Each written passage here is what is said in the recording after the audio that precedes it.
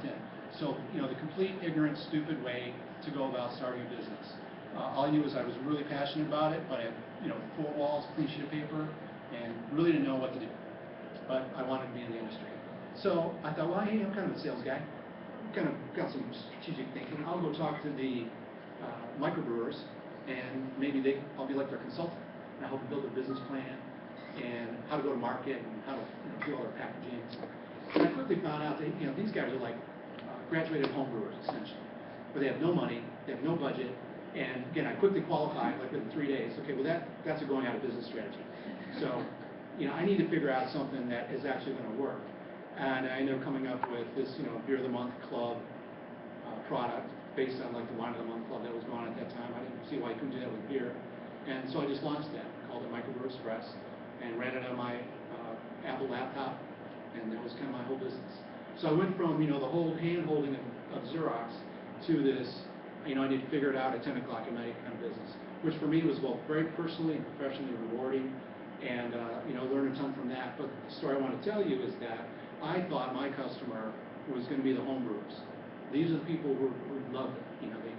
They couldn't get access to the beer at that time. You just couldn't go walk into the store and get beer. Perhaps like maybe it was here 5, 6 years ago. If you really run the latest beer from Shorts, and you kind of had to go to Belair to get it. You couldn't really just go to the market and get it. Well, back then there was very limited distribution, so that's good.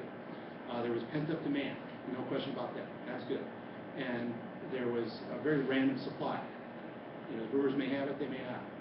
So I thought, okay, well, I'm going to connect that piece to the people who really love it, which are the home brewers, because these are the guys generally that will make their own beer, and they will go out and they'll actually be a product-focused type of individual.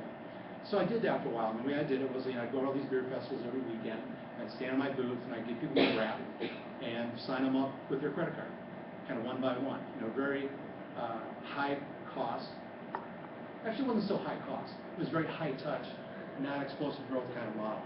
But I had a chance to really practice my rap and listen to the customers and ask them questions and understand what was important and why they would want to be a member, what have you. So I thought that was okay. And then it got to the point, after doing this for about 4 or 5 months, and I bootstrapped this whole thing, where it's like, okay, I need to get to 1,000 customers, like, now. Because I needed to get to a scale that instead of, gradually growing at these beer festivals, which was going to take me 3 years and, cost thousands of lives, I need to get to a point where I can get the break even, cash flow positive, which was somewhere around the 1,000 member mark. And I need to do that now, otherwise I'm just going to keep throwing money down the drain. Which is another important lesson I learned as an entrepreneur versus being a Xerox guy.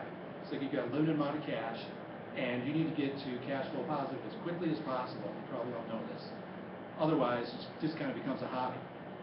And that lesson is exactly what holds true in Silicon Valley today, which is why the venture capitalists have gotten so good at de-risking investments early on so that they can figure out, okay, how much money is it really going to take to get this business to be at X? And are we interested? How much burn is there going to be? And that's why there's the constant cycle in Silicon Valley of high growth and then dramatic layoffs because they need to increase their runway. So they've got cash, they can continue to pursue the mission. So I'm sitting there, okay, I need to get 1,000 customers. One way I could figure out to do that at that time, this was pre-internet, was go on the radio. So I worked out a deal with the local radio stations in San Francisco where they'd bring me on the air at like 7 o'clock in the morning, which is great drive time, to talk about beer. Because that was another aspect of what I learned is I really need to be an educator. I need to talk to people about why this is so important to me and why the Bud Miller Coors thing that's gone on in this country for the last 40 years is ridiculous. And I was pretty articulate at that. So they liked that. It was good radio. So they brought me on, and then as we worked a package where they would also talk about what I was doing. And I'm telling you, I had in 4 days, I had to hire people to answer the phones because they were just ringing off the hook based on the traffic coming, from the radio. And then I had the other problem. Okay, am I capturing all the calls? And one day, I took one of those calls myself, and it was a lady who was driving to work. She said, I almost drove off the road listening to your bit on the radio. She said, I've been searching my brain, trying to figure out what to get my husband for Christmas. And this is the greatest gift idea I have ever heard of. And it didn't take me long to figure out, okay, I've totally got the wrong customer. This is my customer. It's the woman who can't figure out what to get for that guy, whoever that is, who is ready access with a credit card, and this solves all her problems.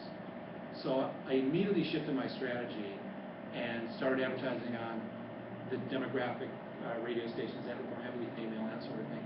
And that's what really drove the business, and got through that. So that's just an example of, I went down one path, completely thinking I was like totally on, and couldn't have been more wrong. And in effect, the home brewer became a very small part of my customer base. So I think I learned a lot through that experience. I ended up selling that to a large retailer, which was a nice thing. And then I went on and did some other things in startup land in Silicon Valley, which I could talk on and on about. But today what I'm involved with is an extension of what I learned in my time at Softball Technologies, where I was for 8 years, which really brought me into the energy efficiency and what's really going on in the sustainability space. And we launched an organization called Carbon Zero, which is an advocacy group that's just getting started, that really is trying to address the problem of getting the environmentalists to talk more coherently with the business people to solve the problem, instead of getting really stuck in your own positions and not really addressing the problem. So that's kind of a big problem, and it's going to take a lot of effort, and I'm not sure how much I'm going to be engaged in the actual execution of that. That remains to be seen, but myself and my colleague founded that, and we're going to need some additional funding to make that turn into more than a hobby. So that's what I'm involved with now, as well as a couple other things I'm invested in. But here I am in Northern Michigan, delighted to be here, and happy to help out any way I can, particularly with any sales type stuff. Great, thanks, Greg. Thank you. I think we'll open for questions, so if anyone has questions, and be specific. If you have a question about your particular product or service that you think one of the fellows could maybe shed some light on, certainly feel free to ask. Now's your opportunity. They are a wealth of knowledge.